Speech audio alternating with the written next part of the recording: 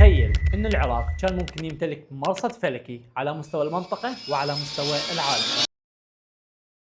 بهالمكان تدمر حلم العراق الفلكي. هاي مو مجرد خرابة، هاي قصة مشروع كان ممكن يغير مكانة العراق العلمية على مستوى العالم. العراق كان يبني واحد من أكبر المراصد الفلكية في العالم، والأكبر في الشرق الأوسط. عام 1973 بدأ تنفيذ مشروع مرصد كورك الفلكي، والمكان كان على أعلى قمة جبل كورك في محافظة أربيل، على ارتفاع يزيد عن 2100 متر فوق سطح البحر.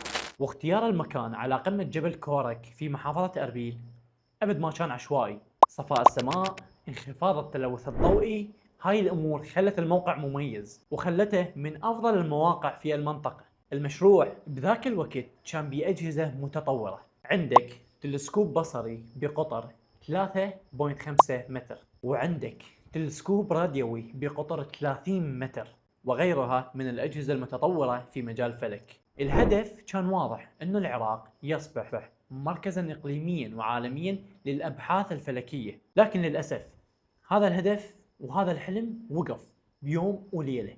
1980 مع اندلاع الحرب العراقية الإيرانية، العمليات العسكرية والضربات الجوية للمنطقة اللي موجود بيها المرصد الفلكي، توقفت أعمال البناء وانسحب العمال والمهندسين وانسحبت كل الفرق الهندسية.